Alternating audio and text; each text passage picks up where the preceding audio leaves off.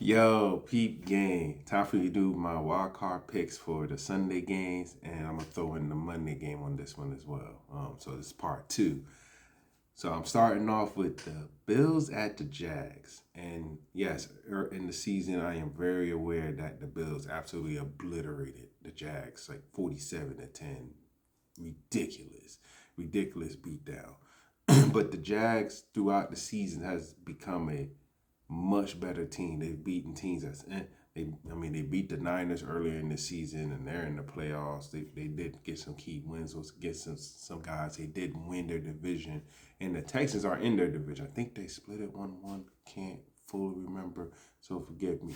But the Jags are definitely a much improved team compared to previous years. They do have a solid defense. They got a top 10 defense. Trevor Lawrence has been coming along. And the Bills, they have a great rush attack. And the Jags, they can stop the run pretty effectively. They're first and run defense. So I'm gonna say this: the key for the Bills to win this game is it's gonna be on Josh Allen's mobility and his arm mainly, because while they have the number one rushing attack in the NFL, they're going against the number one rush defense. So it's the case of powerful force against movable objects. Can't remember how to say it. It's early in the morning. Let me be. But man, this is going to be interesting. I think the for the Bills to win this game, they gotta be able to run the ball. I know that's asking a lot to go against a number one rush defense, but they're gonna have to be able to run the ball effectively enough. So if they run off, let's say if they can get to like 3.5 yards per carry, that does give the threat of a play action. Um, Trevor Lawrence is definitely much improved, but their rush attacks, I think middle of the pack, but their defense, they got us like both teams have a solid scoring defense. I know the Bills gave up less yards than the Jags and what have you, but I will say this: the biggest key for the Jags, they got to be able to run the ball. If they are able to run the ball effectively, the Jags are going to win this game, because the Bills, while they're good in pass defense and they do have a solid scoring defense, they're in the top 15. Uh, that if the Jags are able to get a good, consistent running game going in this game, the Jags are going to win this game. And if the Bills if the Bills can be effective in their run attack, effective enough to be a threat with the play action and Josh Allen's mobility, I think they're going to win this game. This game's really hard to call because the Jags are one of the hottest teams, if not the hottest team, going into the playoffs. They've routed off a lot of wins, a lot of effective wins. Especially, I know they're playing the Titans, but they destroyed them. They did what they're supposed to do, and they did win their division for a reason. This one, this one's going to be a little tough to call. I could see this one going either way. I do think the best player on either team is on the Bills, but the Jazz can get to the quarterback effectively. But this one's I think this one is going to be somewhere in the 20s. Thinking like probably a weird score, something like a 25-22 or 25-21 type of game. It could possibly go to 30. But man, this one I could see going either way. This one feels like a pick 'em to me. I mean, do I trust the Jags going in hot, or do I trust the Bills knowing how suspect that running defense is? But if I had to pick, whew, man, this one's difficult. This one's difficult.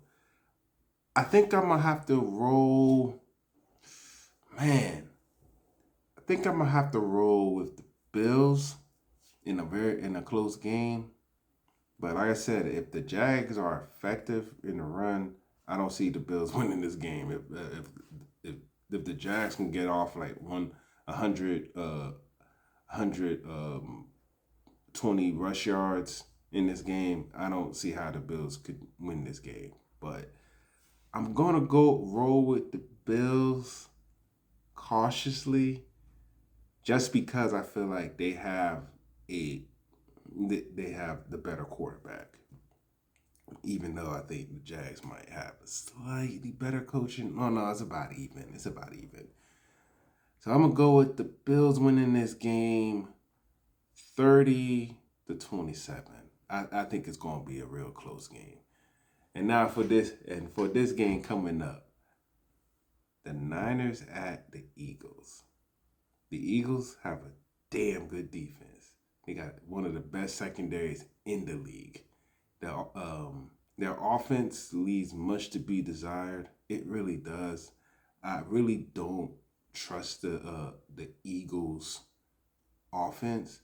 I do trust their defense per se. As far as winning this game, if they're gonna win this game, they're gonna have to, in my opinion, they're gonna have to be able to move. The Eagles gonna have to be able to move the ball against the Niners effectively. And in pass situations, convert on third downs, because the Niners cannot rush the passer to save their lives. They had the lowest sack. I think they had the lowest sack total. I think their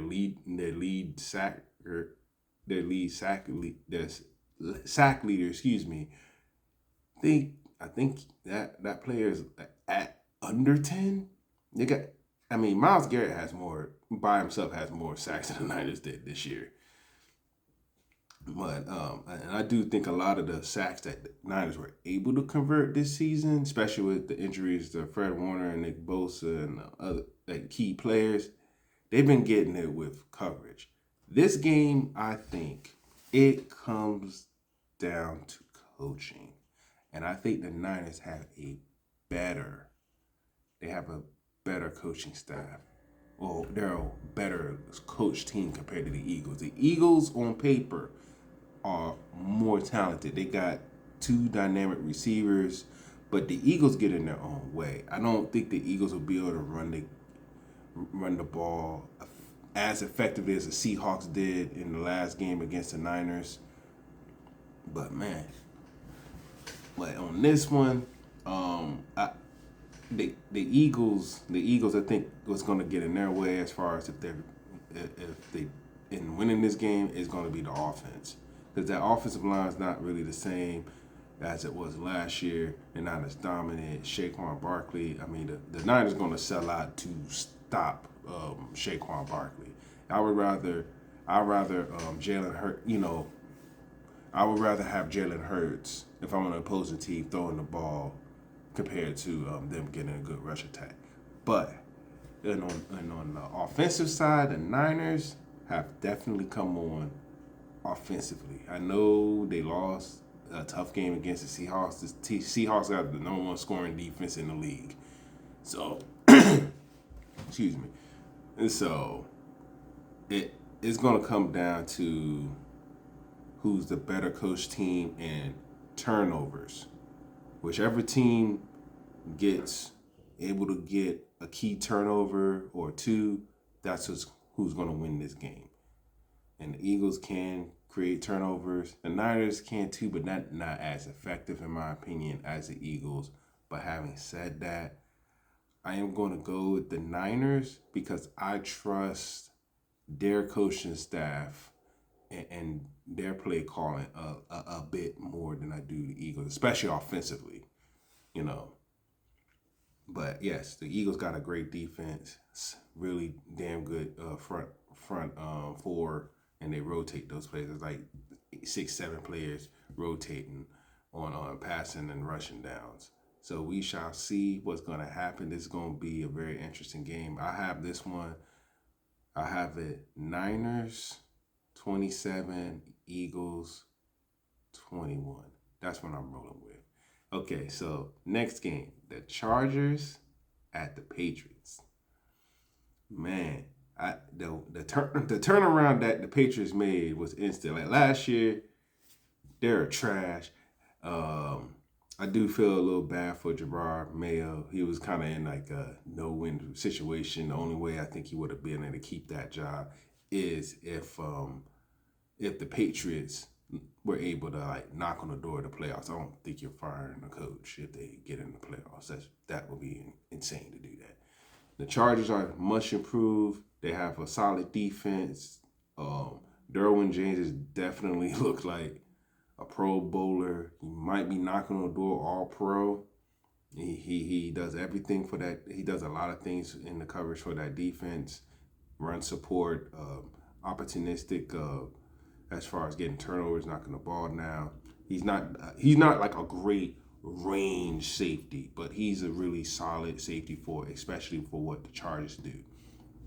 And the Patriots got a solid defense too. This game, I think, despite the fact that the Patriots have a top 5 offense, top 5, top 10 scoring offense, I think they're like in the top 12 in passing and in running. But I do think this is going to be a much more defensive game because the thing is, with Drake May, I mean, you got Khalil Mack on the Chargers, and I think he's going to be active, and the Chargers are able to get to the quarterback.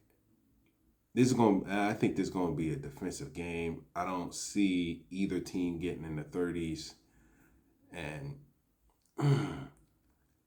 however, on this, I think that both teams are both well coached.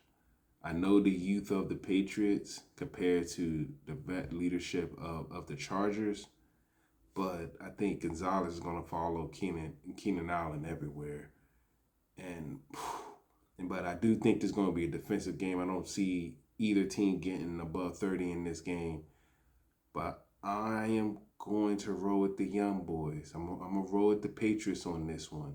You know, they got they have a coach of the year candidate in Mike Vrabel, Jim Harbaugh. He's definitely done his thing with the Chargers, but for some reason I just still don't trust the Chargers.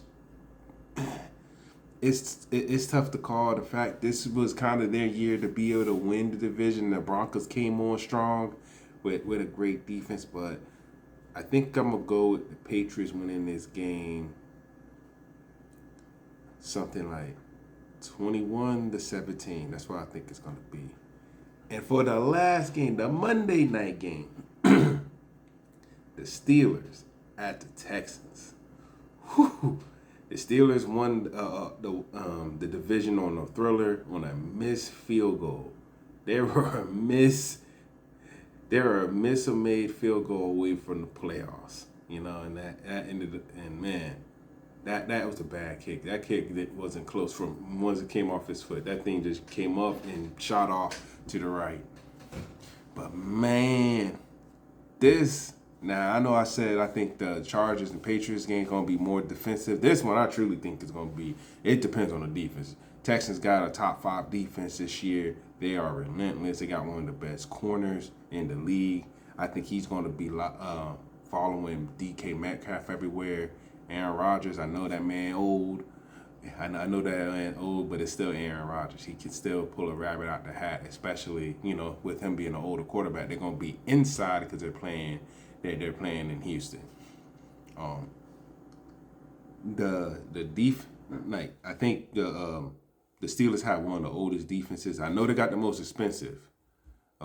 They got good veterans, but Jalen Ramsey is not the same guy he once was when he was on the Rams, especially with the Jags. He's not even he can be had. You can get one or two big plays on him. And I think that's what it's going to take. I think it's going to take a key throw or a key run for this game to be determined who wins. I think this is going to be a low-scoring game. I don't see how the Steelers can really overwhelm the Texans defense. However, the Texans offense, about middle of the pack. They're not elite, but they're not bad either. But I do think the Texans offense can make just enough plays for that defense to hold up. and blow their backs and stop the Steelers from scoring.